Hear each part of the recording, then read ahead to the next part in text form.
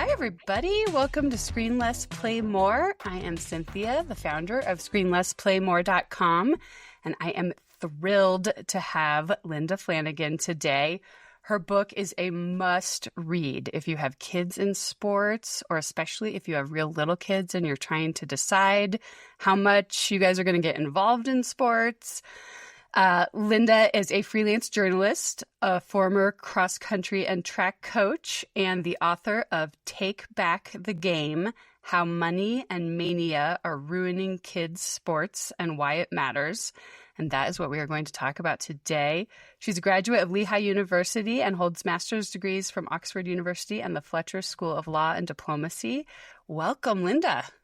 Oh, thanks for having me, Cynthia. And by the way, I love the name of your podcast. Oh, it's like really sums it up. Like, get off your screen and get outside. You know, Exactly. Basically, get out there and play. Exactly. Just a tiny bit more about you. You've had columns about sports appear in the New York Times, The Atlantic, and Runner's World. You're a mother of 3, and it says in your bio, she's still floating over Malcolm Gladwell's recent claim that Take Back the Game was one of his favorite books of last year. I am still floating. I think I would faint if I knew that he knew my name. He is one of my absolute favorites. And, yes, and Linda and I were just talking about how I heard her the first time actually on Malcolm's podcast, Revisionist History, and it really influenced how involved or not involved our family has decided to be in organized sports. So, thank you so much for being here. Like you said, the podcast is Screen Less, Play More. And so, of course, we want kids playing sports. But you write in your book, somewhere along the way, kids' sports stopped being for kids. Much of what we love about youth sports and why we want our children to play has been eroded. When do you think this started? Well, I don't want to spend 10 minutes on it, but it's it's kind of a long, there's many decades of history that got us to where we are. But in short, it's economic changes beginning in the 70s that drew public funding away from parks and fields that had been like the sponsors of youth sports, like low key youth sports, like I played. It's that Title IX, which introduced a lot more young people, obviously girls, into sports, most notably in the 90s. That's when it was really, enforcement took off. Then the rush of private organizations, private leagues to fill the gap, the greater demand, and because there's been a removal of public funds. And on top of that, these like other cultural factors like the changes at colleges and the perception among parents that kids, especially among middle and upper middle class parents, that kids have to go to a great college and there are only so many, and colleges provide incentives to athletes, which probably all your listeners know that they're admitted at typically higher rates with lower academic standards, streamlined admissions, and also the NCAA dangles this money to the tune of $4 billion, which very few of our children are going to receive, but nonetheless, it's like a little prize out there. Well, yeah, I mean, you mentioned money. That at the beginning of your book, you start with the money aspect. And I mean, how did the kids sports industrial complex change when Disney built their wide world of sports complex? Yeah, I always say wild too. Yeah, I think the Disney example is so interesting because Disney built this giant complex, which I've never seen, but is apparently massive. Okay. As I imagine many of your listeners, if their kids play sports, have ventured to Disney, to their Wide World Sports Complex. I spoke to an executive at the company who was involved in the creation of this complex and the thinking behind it. And he made it very clear that Disney is a business, that they thought, well, maybe this will attract some of the demographic that we're missing, like teenagers, because teenagers aren't as interested in the Magic Kingdom, you know? So they thought, well, sports, the allure of sports might do the job. And it turns out that it did. It just, brought families. It put heads in beds, as he put it, Mm-hmm. which is that's how they make their money. And it succeeded beyond their wildest hopes to the point that even after 9/11, when tourism really dropped and people were afraid of, going anywhere, they continued to go to the Wide World of Sports complex. Interesting. And other cities and towns saw this and like, wow, well, maybe we can get in on the action. So they started building complexes in their towns Okay. and their communities to attract outside dollars. And it's grown to, there's some 30,000 of these sports complexes around the country. And that's one reason why, you're supposed to travel to Maryland if you live in New Jersey Right. I was going to say, or I mean, across country is that even. what really started the travel teams?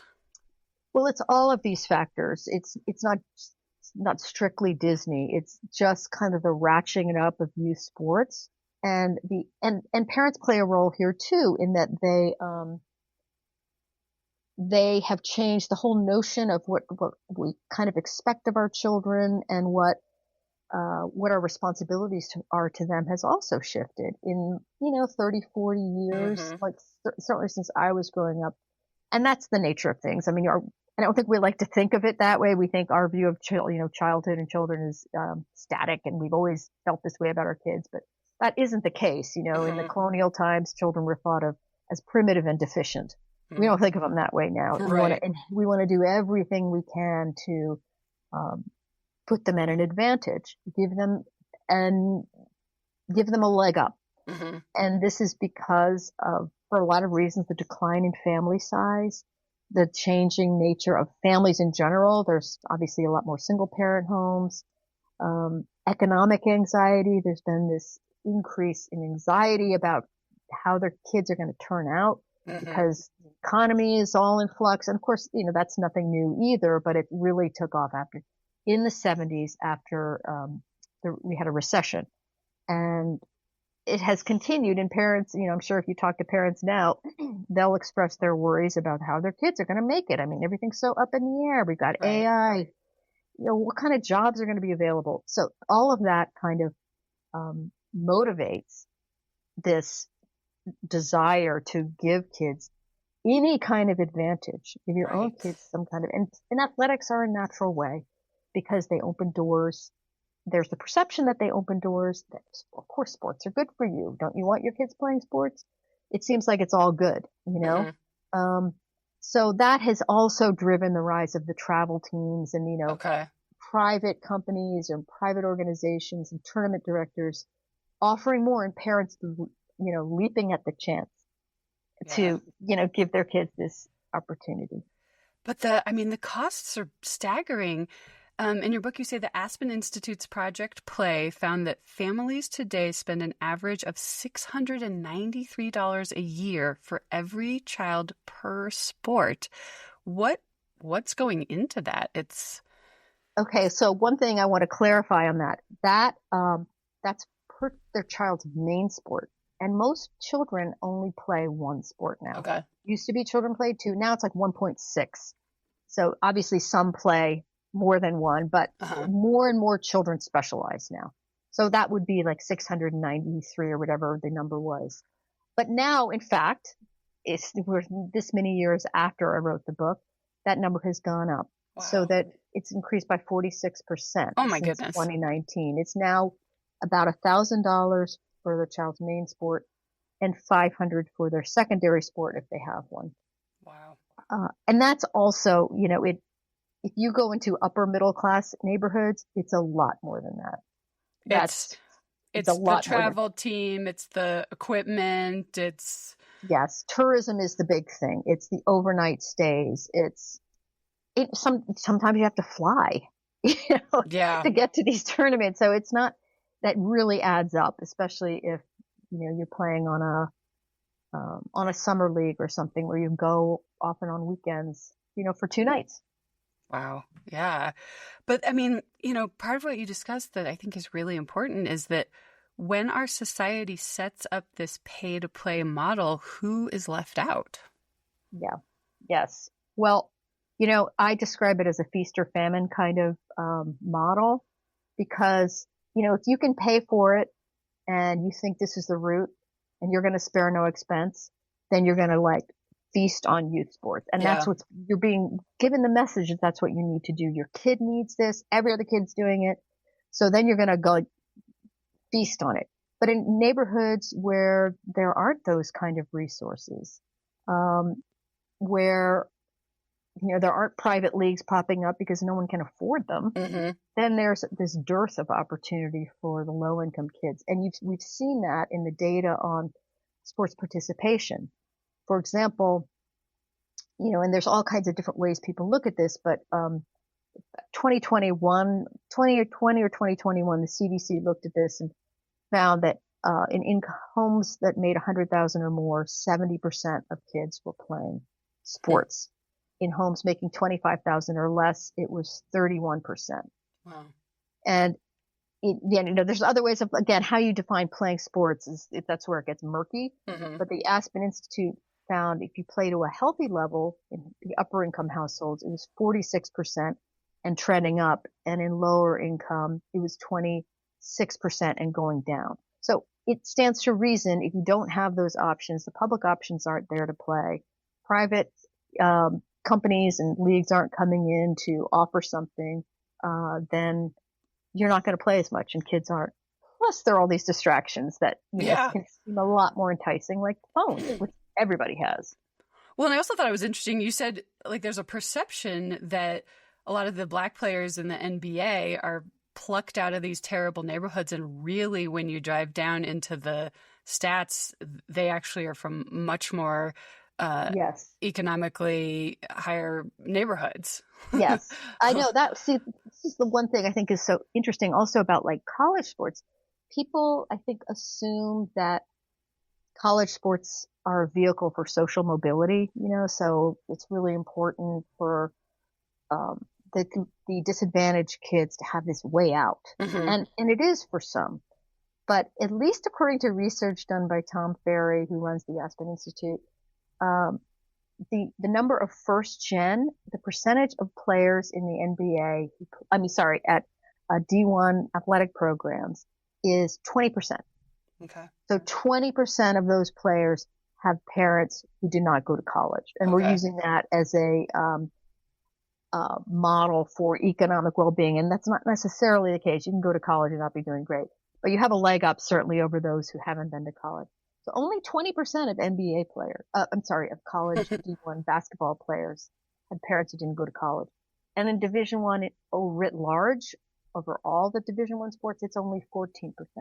Wow. So in fact, locker rooms are inhabited mostly by more white and wealthy than the rest of the college population, which I don't think is well known. Right. And I didn't know it until I discovered it. So. Well, I mean, speaking of college, I mean, you were saying before, the reason a lot of parents put all this time and effort and money into sports is because they think their kid will get a college scholarship. But how likely or realistic is that? Well, I mean, it's really kind of astounding. And I got to tell you, this is a new study that came out like last week, and it was a survey done by New York Life. And they surveyed a little over 1,000 parents and asked them about their expectations of their kids and, what their dreams were. And 85%, according to this survey, 85% said they thought their children had the ability to play sports in college. Okay. 49% thought they would get an athletic scholarship. And even more astonishing, 75% thought they had the ability to play professionally or go to the Olympics. Okay, now this is just galactically delusional, so as my colleague would say. The vast majority of parents think that their kids will go to the pros. Yes. Now, I'm skeptical of this survey because I don't think, while parents do, we all kind of have rose-colored glasses with our kids, I think, and you never know, I just don't think most parents think that. But the Aspen Institute did a survey and found that 22% think their kids will play in college and 10% think they'll go professionally, which is also crazy and inaccurate. It's just not.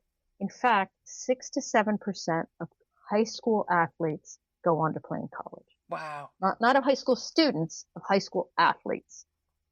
and 2% 6 to to 7%. 7%. Yeah.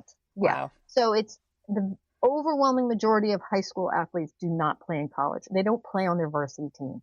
They might play intramural and club. They might go run on their own or whatever, but they're not playing for their college varsity team.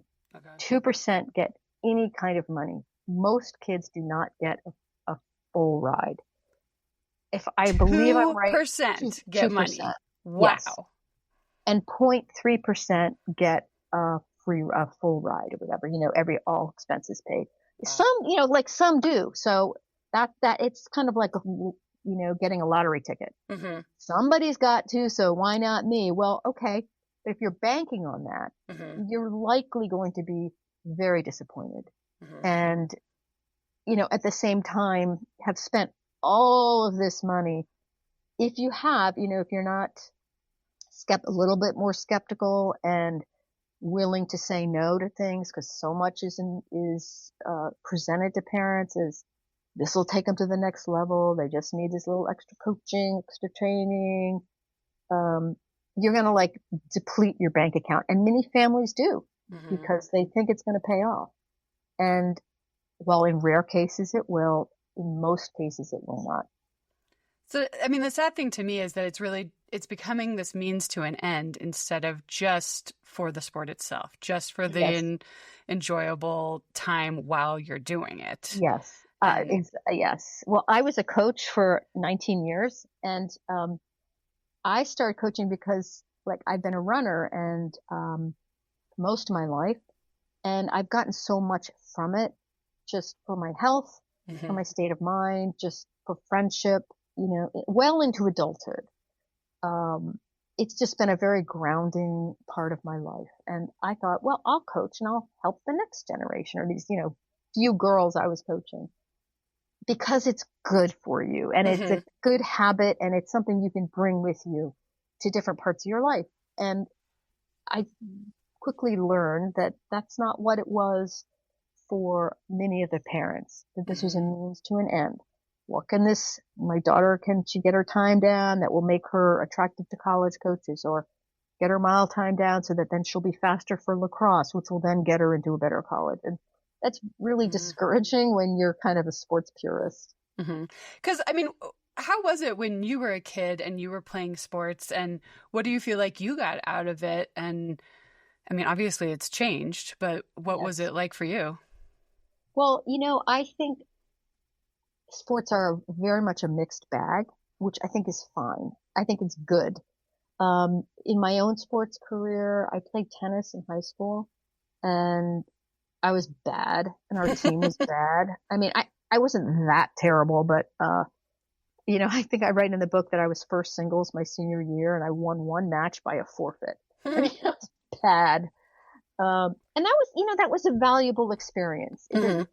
It's valuable. You learn something about yourself. I learned that I'm not meant to be a tennis player.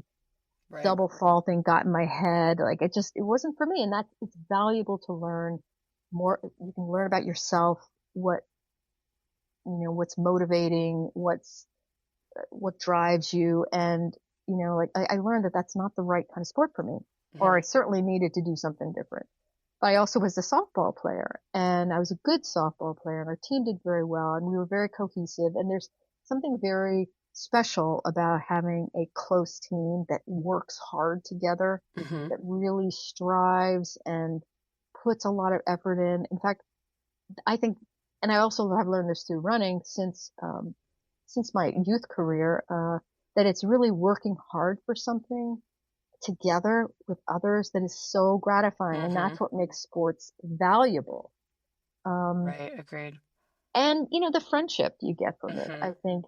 But I also want to point out, they're not inherently great. There's nothing inherently virtuous about athletics. And I think people are a little swayed by this notion that, being a jock or being on a good team is somehow, golden. It's not necessarily. You can have an awful coach. You can have terrible team dynamics. And that's corrosive. You learn something, but it's not like it's inherently good. Sports are made up games that we how we play them and construct them is where the value comes. Well, you have this amazing quote because you're saying, one of the reasons a lot of us want to put our kids in sports is because it builds character, theoretically.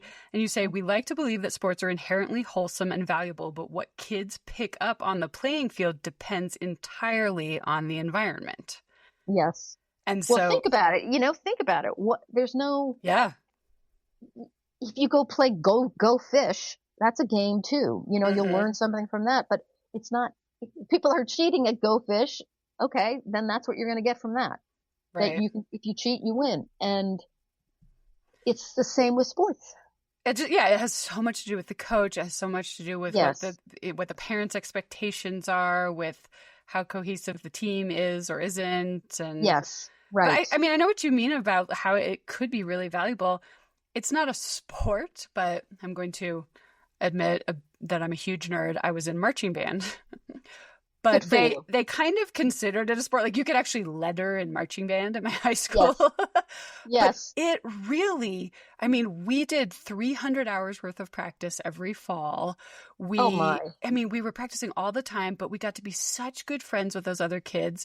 And it felt like the time in my life when I kind of learned grit and it's super hot out during band camp during the summer, and you just got to stand there, and you just got you have to wait until it's the water break, and and just working together, and the highs and the lows, and we didn't get into state finals, but we'll try. It really was an incredibly wonderful experience for me, and it was character building and all that. Yes. But I happened to be, we had a great director. We had, that was kind of my sports experience per se. Yes. Well, it's frustration tolerance, really. That's what you learn, because you're just dying to do something, get some water or move or something, and you can't. But see, this is the other thing I would argue, that there's more than many ways to learn those kinds of character traits, like the specific ones we're talking about, discipline and patience that you have to learn, which I'm sure you did in marching band. You can learn those in other things too. It's not just athletics. Right. If you're doing a theater production, there's a lot of practice. There's a lot of working together. It's striving for a goal. It's the same kind of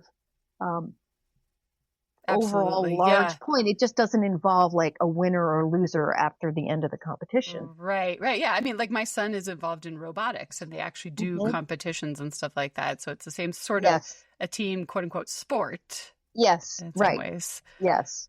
So, but, aside from people thinking, oh yeah, this is going to be so wonderful, it's going to build character for my kids and stuff, it's just, the parents themselves seem to have changed their level of involvement and just their entire attitude towards this. And you say, a lot of it is that they think everything's riding on it.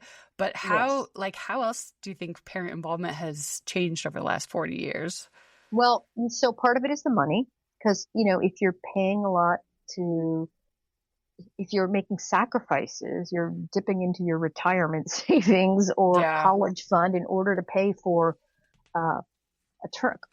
summer circuit of tournaments, you're going to expect something from that. It's not going to be just, oh, go have fun, Johnny. Yeah. And enjoy yourself and learn about how to be a good kid and how to get along with others. It's about, what's this going to translate into? You need some tangible results. So that there's that shift in mindset towards wanting a return on investment. Yeah. And it's all rooted in this anxiety about how kids are how are they gonna manage? And I think that anxiety is is kind of the undercurrent in so much of this. It's how are our kids gonna get ahead? How are they gonna make it? And this seems like one way. There's also the fact that sports have social cachet, and having an athletic child reflects well on you as the parent. I think I would challenge anyone to dispute the idea that the parents of the really standout players aren't looked up to as wow, that's so neat. What did they do right? And kind of their status is lifted by it. So, you feel that as a parent, that when your child does well, it attaches to your own ego and it matters to you how they do. And, I've heard this from so many parents of older kids who are fretting about, oh my gosh, what are they going to do when their kids go to college? Because they're so wrapped up in their lives and their sports and going to their games. And by the way, I totally understand that. I get how you can get wrapped up in it because it is kind of intoxicating. But it's also, I think, fundamentally at its core unhealthy for the child because the sport, it gets to my main point, sports are for kids. Youth sports are for kids. Pro sports are for the rest of us. Youth sports are for the kids. And to the extent that we parents tie our egos, our time, our friendships to their activity, that's not healthy. And it's going to make it a lot harder for that child then to say, I don't really want to play soccer anymore. Exactly. Like you won't be as willing to let them quit because you've put all this time, all this money into it. Yep. And then that's a bad situation. They're doing. It's a bad return on investment too, Yeah. Yeah.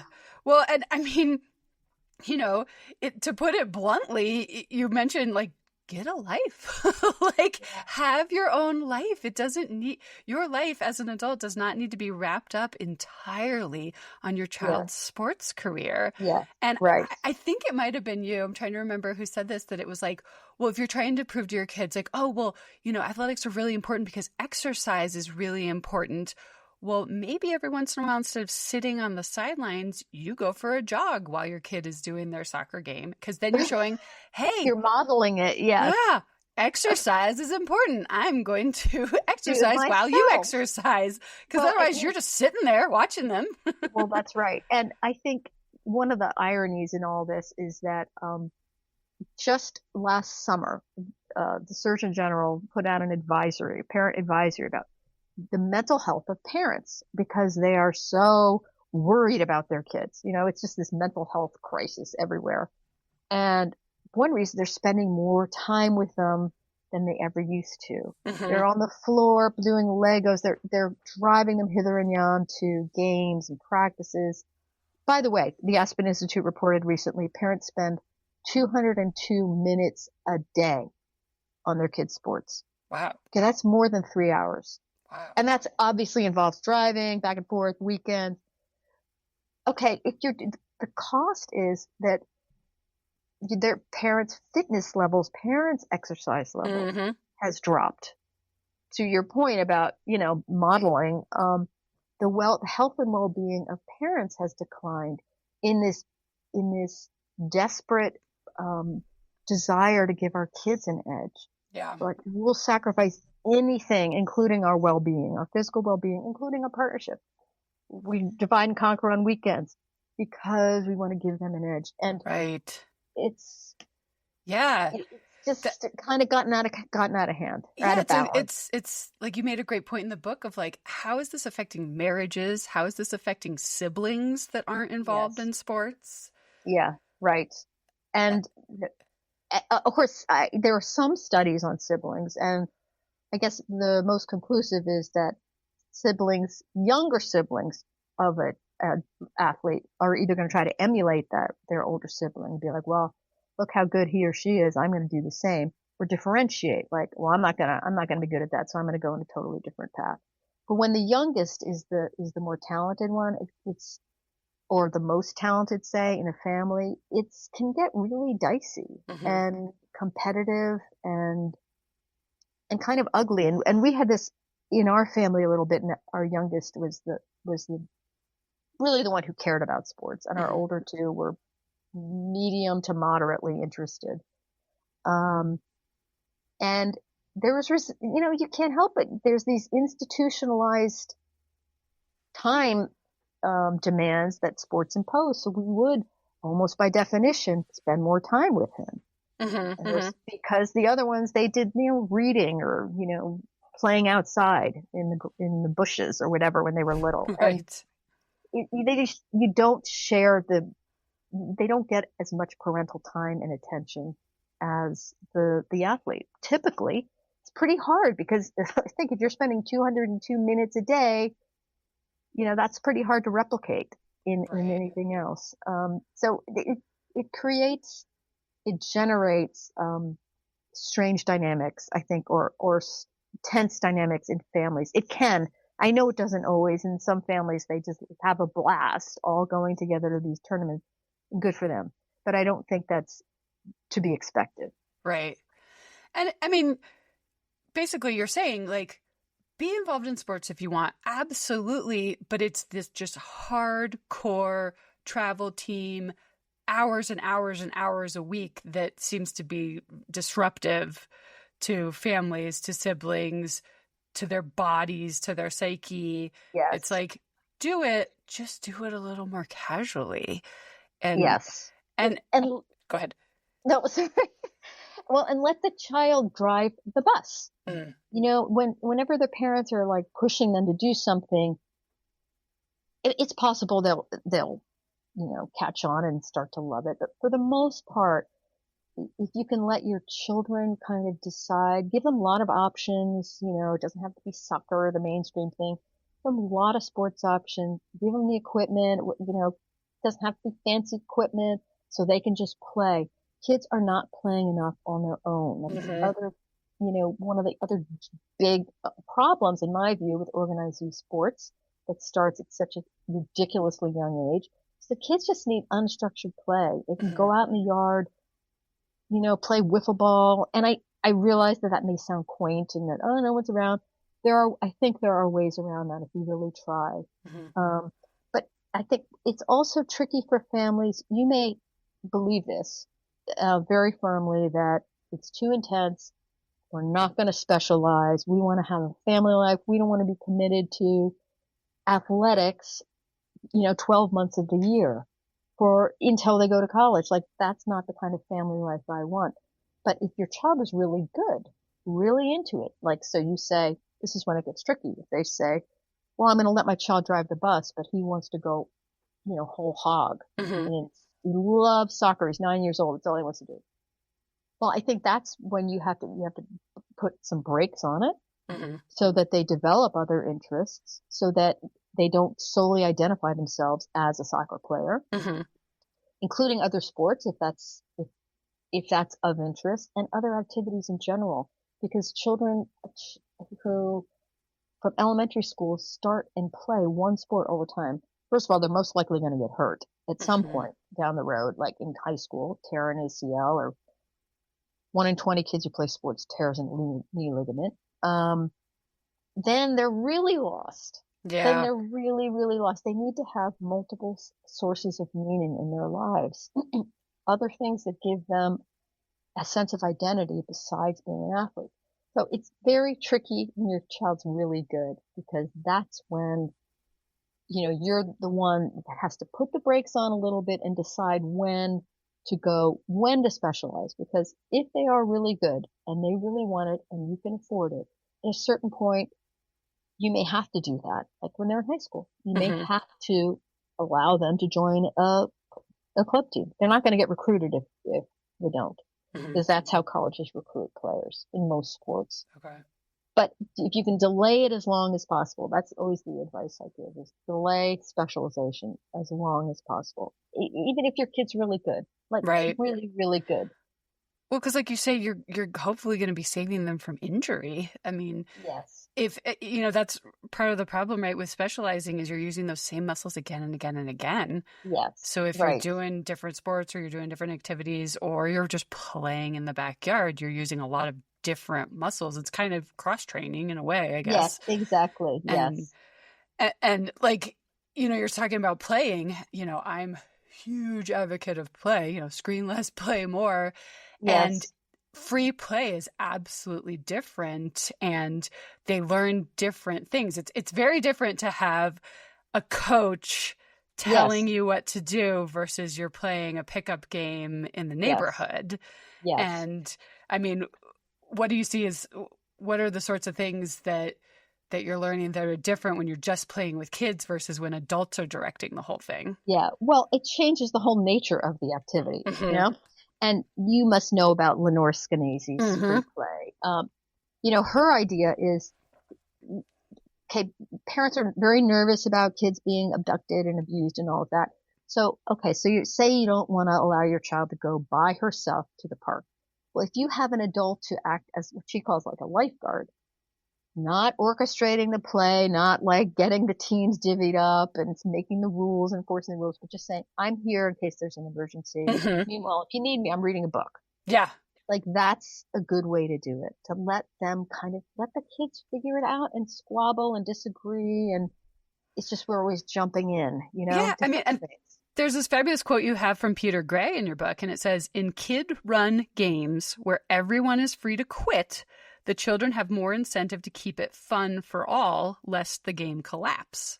Yes, right. So they're having to learn how to deal with squabbles and stuff, because if you're being a jerk during the game, nobody's going to want to play with you anymore. Yeah, that's right. And also, like Peter Gray writes about how when kids are playing, the point is the game. So they want to keep the game going.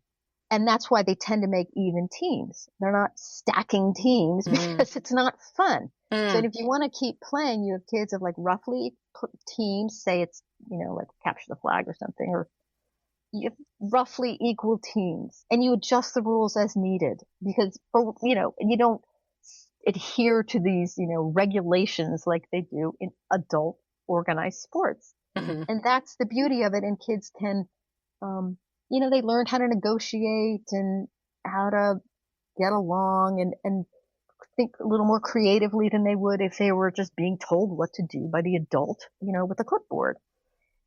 And also another major drawback to organized versus unstructured play, I don't want to call it disorganized, is that they get hurt a lot more in organized sports. And this is one reason, in fact, why girls are much more apt to get injured than boys, because girls play a lot less unstructured than boys. Okay. A lot less. And the ratio of structured to unstructured is supposed to be 2-to-1.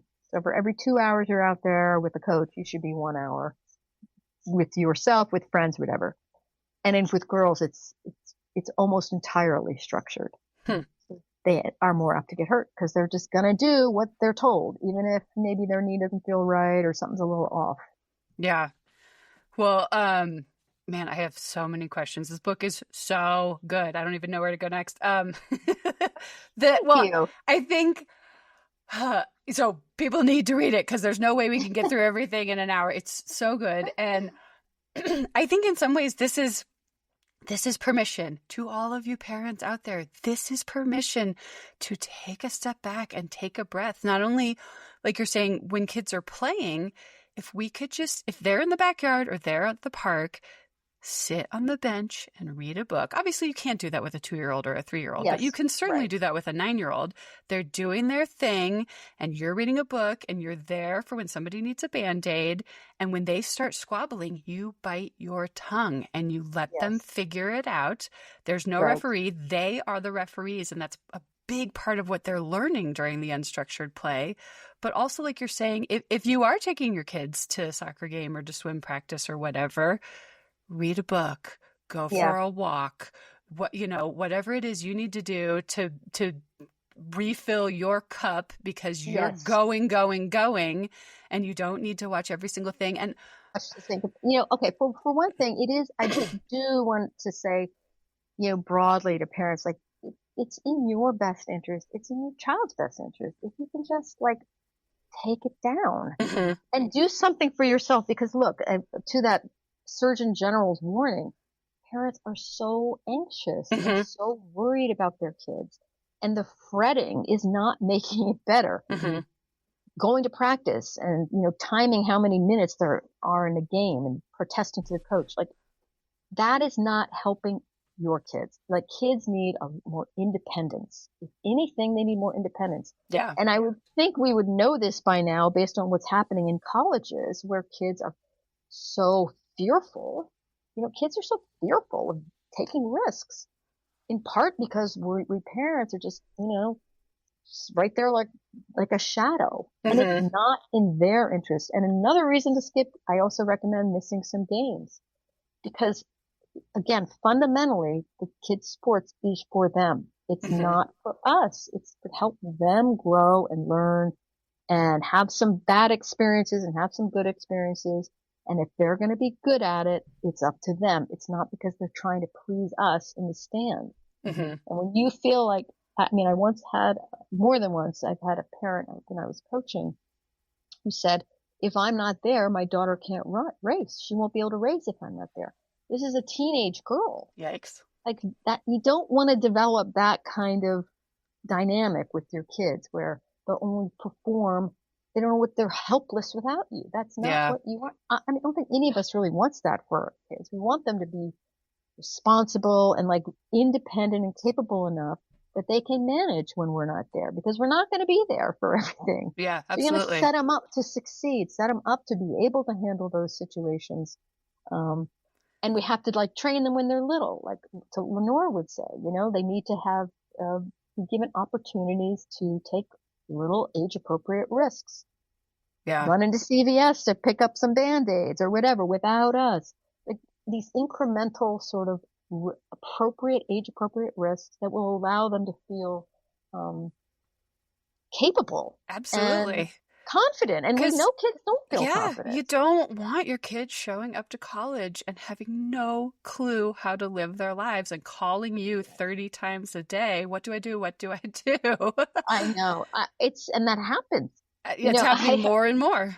Oh my gosh. Well, I won't name the college, but one of my kids went to a college and I've seen their like Facebook parent page. I mean, I have to think I pray that this is an aberration. The parents are like on that page talking about what to do about the food in the cafeteria. And, Oh my oh, well, I goodness. hear it's not, gluten free or whatever. And I think you need to butt out, man. I Yeah, mean, these kids have to figure it out. yeah, And yeah, the more you jump in to fix the meal plan at the college, yeah. the more they're going to be dependent on you for it. And I don't think any of us wants that. Yeah.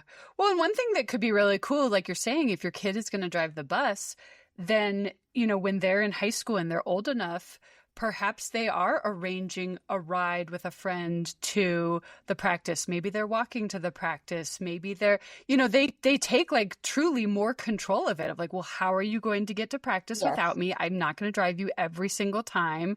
Are you Yes. 16? Do you have a license? Can you drive yourself? Like, and I think that Right. would add to their confidence. Like, Yes. this is my thing. I'm going to get myself there because you and I aren't driven to the gym by our parents. We go Yeah. because we want to. At Exactly. some point, you're going to have to be self motivated to get off the couch and exercise. And Yes. so, guess what? You're 16. Yep. Let's get yourself there.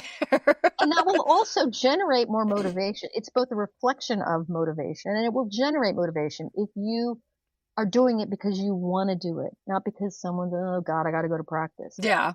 I mean, we're kind of crushing their intrinsic motivation for sports and for a lot of things when we get too involved. Yeah. And it's your own motivation that determines how successful you're going to be in something athletics. Of course, your talent, but it's intrinsic drive to do well that, is going to determine your success or failure on top of your talent.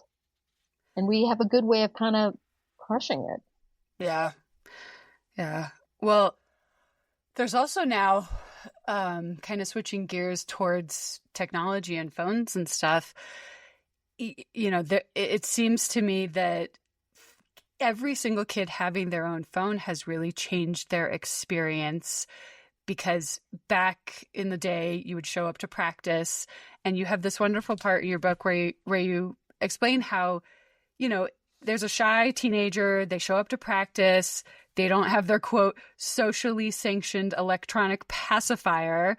They would sit there, they would feel awkward, and eventually, because they don't want to sit there and look like a loser and feel awkward, they go over to the other kid who's sitting there quietly and they strike up a conversation and they Mm-hmm. eventually make a friend. Yeah. And what are you seeing now? Like, what were you seeing in your later years of Oh my coaching? gosh. Yeah, it was what really struck me when I started, and again, that was many years ago, probably 25 years ago. It was always so loud. It was really noisy in the Hmm. gym and in the space before the teams kind of scattered to their different places. And so all the girls, these were all girls schools. there's just a lot of noise, a lot of talking, yelling, kind of shrieks periodically. And then that changed. And by the time I left, and that was about 5 years ago, so phones had been, a part of daily life for kids for quite some time. I just noticed how much quieter it was. It was really quiet because kids were all staring at their phone. And, they still, the ones who were more socially talented, obviously they all still had friends and, they could manage a conversation. But it was a very different atmosphere for just overall the team environment was just a lot quieter. And this is one of the great things about sports, I would add, is that they generally can't have their phones with them. So they kind of have to figure out how to talk and, get over that awkwardness that they might feel. And, nobody wants to be, maybe I'm only speaking for myself, but I feel like high school is not a great time of your life in general. I used to tell this girls it gets a lot better. Like high school is just hard when you're like a conscientious, sensitive young woman. It was the young women I coached, and the phones just made it worse. They just made it worse. Yeah. In my experience, and maybe that's not true for I'm sure they help some kids in their own way, but I've noticed just a real decline in conversation among the kids. And I think like you're saying, if you're an outgoing kid, you're not going to have so much trouble. But if you're a really shy kid and you don't want to make that first move and your choice is that you can just stick your nose in your phone and ignore everybody else, you're absolutely going to take that choice and you're not going to maybe you're not going to be the one that's reaching out, but if you're sitting there by yourself shy, somebody would walk over to you and strike up a conversation, but they're not going to do it if you're on your phone. They're like, oh, she's already looking at Facebook. I'm not going to go over and bother her. Yes. And then you've just missed out on a potential friend. Yes. And, and I appreciate, I've heard people say, well, I need my kids to do something. I need to get them off their phones. I need to, get them off video games. Which I completely appreciate and agree with. But I guess when it comes to free play, I would insist that, obviously they don't go outside with their phones. Their phones have to be separate from them. Yes. Get them out there with other kids and, no phones, no electronics. That just has to be that way. Yeah. Speaking of girls in sports, I thought it was interesting. This had never really occurred to me because I wasn't really big into sports, but what are some of the like physical and health drawbacks of girls, like teen girls, especially just going really hard on a sport, especially running? Yes. I think there's a lot of understandable happiness and celebrations about the success of, say, the women athletes at the Olympics. I mean, that was so exciting. And, women in sports and Caitlin Clark, and we can all celebrate this, and we should. At the same time, we need to be aware of the disproportionate effect on girls of the way we're delivering sports now, in that they are injured at much higher rates than boys. And the most vulnerable age, by the way, is 13. Okay. Pushing, this is what Emory sports doctor Neera Jayanthi said, the 13-year-old girl is the most vulnerable to injury. So you push them, they're going through the hormonal changes, growth spurts. They're very susceptible to injuries. They're more inclined to get overuse injuries. They're more inclined to tear their knee ligaments. In sex comparable sports, lacrosse, basketball, soccer, girls tear their ACLs at 4 times the rate of boys. Wow. They're more apt to get concussions. They're more apt to have eating disorders. Both athletes of both sexes are more apt to have eating disorders than those who don't play sports. But girls are much more apt to, girl athletes much more than boy athletes. And in certain sports more than others, like running, the endurance type sports where your appearance, where being lean is perceived to be an advantage. It is so common. We call them, it's disordered eating. That's the new terminology. That they're just more, you really have to be careful of that. Particularly, I feel like in running, it's all over the place. And probably in dance too, I'm sure. I'm sure, yeah, it's another one of those vehicles where appearance really matters and where being slim, like how you look matters in Hmm. dance. And if you're slim, it's perceived to be an advantage.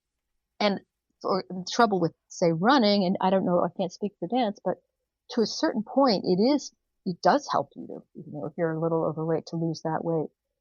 But if you continue to lose that weight, you're going to get hurt. And this is what happens. I mean, it's been so, I can't tell you how many races I attended where the first girl coming through is a skeletal figure. And it's like, oh God, that's awful. Hmm. Because yeah, she had a great race. And tomorrow she's going to like break her femur, get a stress fracture in her femur Yeah. because it's terrible for your bones. It's just, it's a short-term fix. Like for most girls, it's weight loss. It's a Hmm. short-term fix, and then it all comes crashing down. Especially when it's right when you're growing, it's right when you're hitting puberty, it's right when you're building these bones and Yes, well, and you've also mentioned in the book like running too way too much can delay menstruation. It yes, it brings on stress fractures and crushes your enthusiasm. yeah, it If really does. Well, burnout, this is a big problem in sports that, kids just get sick of it. They really, hmm I don't blame them. I mean, if you're playing one sport since you're, in elementary school and that's all you're playing, you're going to get sick of it hmm and you're going to want to quit. And you're not going to have, burnout, I think of as a combination of physical and emotional exhaustion and it's just utter lack of enthusiasm for the game anymore. And that happens to so many young people who have just, given up their childhoods for this sport. right. And, and there's just, so much about overdoing it that is hurtful to kids. What would you suggest then to a parent of a 2-year old, of a 7-year old, of a 10-year old? They haven't, what do you think would be a healthy trajectory and a healthy amount of involvement in sports? Like, what would you do if you had a 2-year old right now? Yes, What do you think you would yes. do? I think I would expose him or her to at home. I would have stuff around at home to play with, balls. Um, that's all I can think of, balls, rackets, whatever, things Right. that they can run around with and play with. I would try to have, kids over to just play, go to the park and just have the kids play with this stuff. They don't need organized athletics when So they're just do kind of diapers. casual, like, let's play catch Yes. in the backyard. Let's kick the soccer Yes. ball a little bit in the backyard. Yeah. Following their lead, like introduce them to a lot of things. Model it yourself. That's the other thing. Like, I think all my kids are involved in athletics or at least exercise at this point in their lives because my husband and I modeled it. Like some of them were not interested, but they Hmm. have gotten it there because they've seen it. This is what you do. You exercise. Hmm. Um, so I would, have them exposed to just a lot of the stuff around. I would keep it low key as long as possible. I would resist the siren song of a special coach or look, oh, this training camp is going to give your kid an edge. These people are profiting off your, uh, anxiety. Again, that's the word. You're worried you're going to lose out. Your kid's going to fall behind. They're profiting off your anxiety. Hmm. I'd keep my family as close as possible. Not do rec programs if they exist so that athletics did dominate our family life. Hmm. Um, and then as they get older, and if you assume that, I would try to let them drive the bus and let them be in charge. And I know that some kids need a nudge, like they hate everything at first and they want to quit. Hmm. You might say, well, let's give it a few more times. Let's see. And it's got to be light. Like you can't make everything so serious. I would look for the programs that emphasize fun Hmm. because kids quit because it's not fun. Right. I just heard this father told me a story recently of his 7-year-old who was on one of those club soccer teams, 7 years old, and they lost a game 20-0. And the kid did not play soccer again for a year. It's Oh like, my and goodness. why would you? Like, this is nothing. This is not fun. I Yeah. hate this. It's humiliating. I mean, that's the kind of thing you want to avoid, to keep it light, keep it fun, and build the athlete, help them develop multiple skills if they are so inclined, Hmm. and you don't have to be on an athletic team to be fit. You can exercise. I think there's this conflation between sports and exercise. Right. Kids can exercise. You don't have to be on a Well, team. You can, yeah, there's plenty of exercise playing tag. exactly. And you can learn those other things that we think of as important from sports, like what you had with marching band, the teamwork aspect. Hmm. You can get that in other ways. There's, you know, Hmm. debate club, chess club, marching band, theater. There's all kinds of ways that kids can learn those Hmm. softer skills that we tend to associate just with sports. Working after school. What a concept. Hmm. There are other things as long as they can exercise. I would, I am a huge believer in exercise as terribly important for physical and mental health. Right. We know this, mental health in particular, it's associated with relieving anxiety and depression.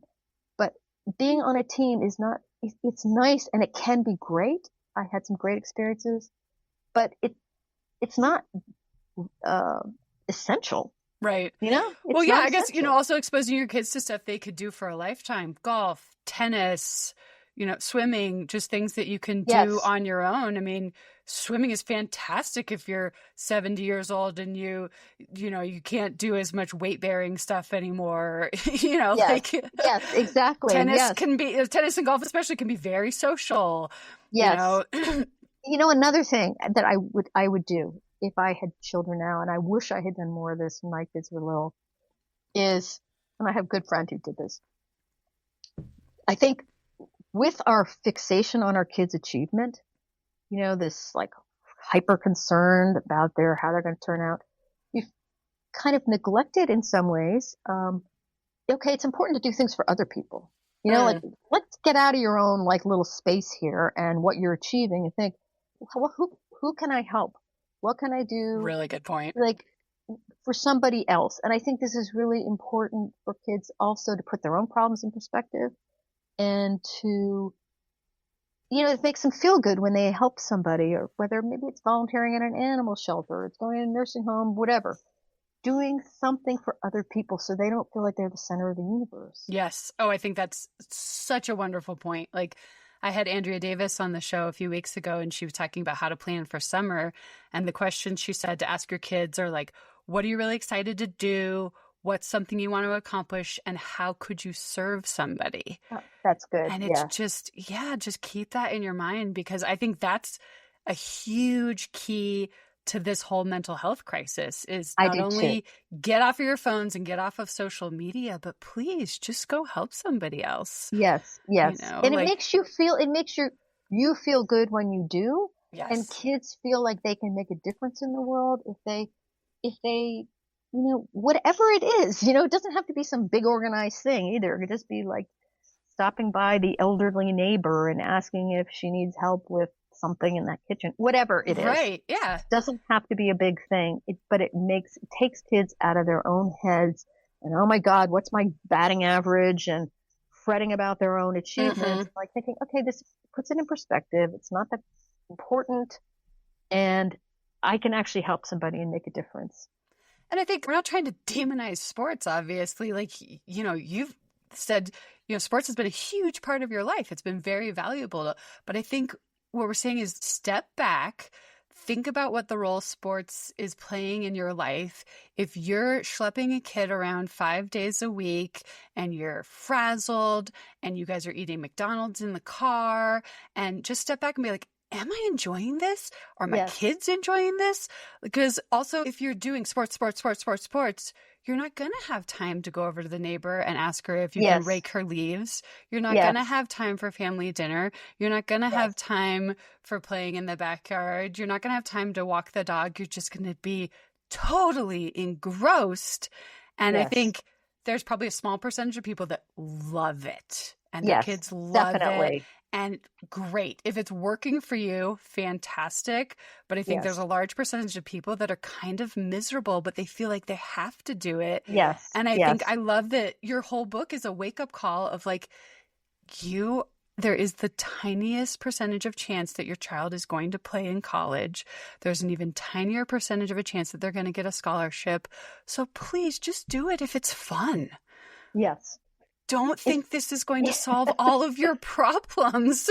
And yes. I'd hate to see people at, high school graduation be like, well, they didn't get into a fancy college. They didn't get a scholarship. And oh my gosh, I feel like I spent the last 10 years in a In the car car. and on the sidelines. And what have I done? Like, where did my Yeah. life go? No, well, I think, it was Madeline Levine, who's this psychologist in California I spoke to about it. And she's the one like really got it in my mind. You want to model a happy and healthy adulthood, I think. And I think sometimes I wonder, there's this fretting about kids, young people not having as many kids or delaying having kids until so much later. And I think, well, when you think about it, why would you want to, when you look around you at parents who've just prostrated themselves for their children? They used to be carefree and la-di-da, go out for dinner, and now they're, shackled to their kids' schedules. And it's like, is that really what we want to present? Like it's a big drag to be an adult. Right. Instead, it should be like romantic and fun, and like you get to be independent and you get to do these things, which of course is not to say you disengage from your kids by any means. But I don't think that's really a risk for most of the parents we're talking about. Right. Most of the parents are too enmeshed to the point where it's not helping their kids or, the adults. And I've mentioned this a few times, but there's this new thing that's cropped up. I read about it in the Wall Street Journal, empty nest coaching.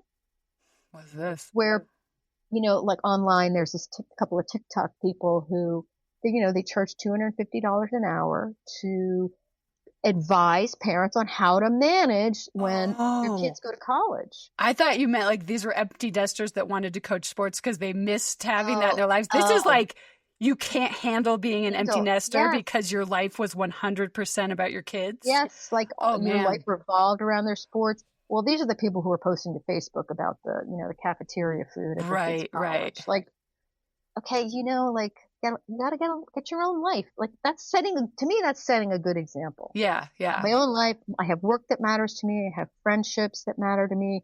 I have a partner who I care about. I have other people to take care of, my elderly parents, whatever. Right. Like this is important to me too. And yes, I love you and I care about you and I hope you do well in the game. But I've got other things too. And there's no shame. There should be no shame in that. Right. Absolutely. Yeah. Kind of changing gears, what can you tell us about your upcoming documentary that you're working on? Oh, I'm so glad you asked. I meant to bring it up. So it's a documentary series called Beyond Stigma. And I want to point out that it is the brainchild of Rick Eckstein, who's a Villanova professor, sociology, who's very interested and has studied collegiate sports for many, many years. It's his brainchild. And with a team of us, mostly centered there in Villanova, have been looking at I don't know how well known this is, but the kind of unhappiness of so many collegiate women athletes. And that's funny. Whenever I brought this up, especially to women athletes, they're like, oh, I can tell you about that. There's a lot of stories because they are generally much less well-adjusted and less happy than their male counterparts. This is kind of unusual because, now we're hearing so much about boys and young men having trouble. But in the athletic sphere, that's not the case. And the NCAA did a survey about a year ago, and it measured well-being. It was student athlete well-being. It was like 21,000 kids, a large sample size, and across the divisions. And in all 10 categories that measured well-being, loneliness, anger, anxiety, feeling overwhelmed, the girls scored worse than the boys in every category, and significantly worse in some, especially feeling overwhelmed all the time. 44% of collegiate women athletes said they felt overwhelmed all the time. 17% of the boys did. Now, maybe the girls are just being realistic. Like, I am overwhelmed because I've got way too much. But they're a lot less, they don't feel as good about the athletic experience. And they're, they get hurt, as I was mentioning before, they get hurt more than boys get hurt. It's just not the experience that many had thought it would be. And even being warned and all that, I know that colleges really try to get across to their high school recruits that this is a big thing. It's a lot of hours, but I think many are, when confronted with it, it's a different kind of experience. Like, it's a full-time job. And so they have 2 full-time jobs. Their schedules are not their own. Sometimes there's tracking devices on athletes to, it's. Wow. The coaches are tracking them? Yeah. Tracking their movements, and they just have far less autonomy than even they did in high school in some ways. And again, like, as with the competitive youth sports, that's great for some kids. It really is. And there are some who can handle that, who thrive in it. And same at collegiate level. But many, many girls, more than boys, are struggling with college athletics. Well, and, I think maybe you had talked about this on revisionist history, but it's kind of like everyone thinks, oh, I want to get to the college sports level. And once you get there, it's not all it's cracked up to be. I mean, so these women are saying you just have like zero free time, right? You're training. You're going to class, you're studying. Yes. It's not exactly the college experience that a lot of us had. It isn't. Way more work than an adult's 40-hour-a-week job. It's really just all encompassing, right? And well, they have 2 full-time jobs because, okay, so I forgive me for always like referring to data and stuff, but like the NCAA did a survey of how much time there are limits on how much time they're supposed to spend on sports, but in reality, they're spending a lot more time. Division I athletes spend an average of 33 hours a week on their sports and 35 on their academics. I mean, it's really, their time is completely scheduled. It's like from 5:30, they go to lift, many of them, or they go on the water if they're rowing. There's double sessions. And again, that's great for some, but I think for many high school kids who've gone on, who were probably the stars of their teams, especially if they're at the most competitive Division I schools, suddenly they're like middle of the pack. The coach doesn't really notice them. It's a massive adjustment and not a source of happiness. That's what we have found. So the series that you're doing is interviewing a lot of these athletes and just hearing about their experiences?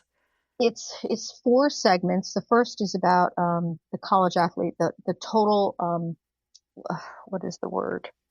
I'm forgetting the word. Total institution. So the way college athletics control the lives. And we interviewed a lot of young women who went through this and a lot of experts who can weigh in. The second is on the youth sports angle, because it's not like they just are dropped in college and this is how it is. Some of this, as we've discussed, starts at youth sports. And we interview people talking about their youth sports career, and then various experts in health and physical and mental health. The third episode is on specifically about injuries and eating disorders, because these are so prevalent, as I was saying, in collegiate women athletes. And the fourth is on, well, what are we going to do about it? How are we going to fix this? And there's all kinds of ideas people have and attempts to repair athletics for women, and men too. It's not like men have a picnic, but they are probably less willing to speak up. But there are all kinds of people and organizations trying to repair some of this stuff. And so we're going to shine a light on them as well. That's great. Has it come out yet? Fingers crossed, January of next year. Okay. Wonderful. Oh, yes. Please let me know when it comes out. I will. Do you know what it's called yet?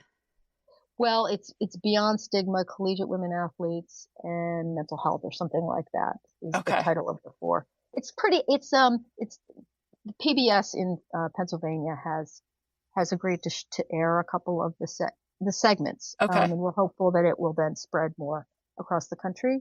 And it's very much like a PBS thing. It's not flashy, although it's interesting. I'll send you the sizzle Oh, reel we have of it. I It's I love PBS. So yeah, okay. I mean, it's like very fact based and first person accounts, but not just first person. There's a lot of data and research that's gone into it. So it's not just sort of, anecdotal. yeah, no, that sounds great. Um, the last thing I always like to ask everybody, because if we're asking everybody to screen less and play more, part of what I feel goes into this is if you're taking away kids' screens, let's replace it with more Right. independence, more freedom, more Yes. responsibility. A lot, we've been talking about this for the whole time. Yes. If you could share a memory of yours from when you were a kid that you remember being totally independent without your folks, doing something by yourself, doing something with friends, when you remember one of the first times of, oh my gosh, I'm doing this on my own. Well, what I often think of is I walked to and from school all the time, Hmm. and I walked home at lunch by myself. And I was in elementary school, Okay. and I used to go out biking by I mean, just go for a ride on the bike for exercise Right. and clear my head. Um, it's funny because it's more typical for me to think of the times did not have a parent around. Interesting. I mean, because I'm one of five, and I mean, my mother, I often say this, like, my parents they weren't going to fuss over us Hmm. and escort us everywhere. I mean, Right. I think I probably got some of that, like, sort of, like, I don't want to do that. I don't want to have that role in your life. I don't want Right. to be the one who's just the driver. Like, I have my life and I encourage you to have your life. Right. But let's figure out a way for you to do this. Hmm. I So think yeah, so even mostly, were you probably like in kindergarten when you got to start walking to school, or? I think so. And I had a couple of older siblings, so we all walked to school. Hmm. Here's a great example, actually. Something that I can imagine happening today. And this was, older. I was a junior in high school. Maybe, I think it was the summer between junior and senior year, maybe fall of senior year. A friend and I, another senior, did a road trip of colleges. Oh, wow. So we drove up to upstate New York and I think New Hampshire, and we spent the night at a couple of places, just the two of us, Yeah, with no and cell phones. no cell phones, my, crappy car, and no maps to guide us. We had to Yeah. figure out how to get there. It just, it's not that remarkable. But when I think about it now, I Oh, just, yeah. Agreed. I think don't care about there's that. very few parents that would let their juniors do that. Yes. But With another kid, the that two was of us. probably fantastic. It And was great. It was great. And you, it was kind of a gut check because it's like, ooh, here we are on the highway driving out of state, 3 or 4 hours. And, we have to find our way to the motel or wherever cheap place we were staying at. And I just think that's pretty unusual, would be kind of unheard of now. right.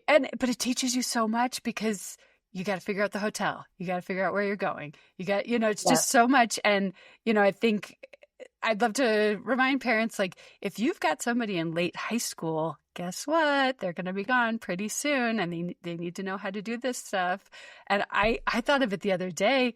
My parents let me and my best friend senior year spring break drive by ourselves from Colorado to California.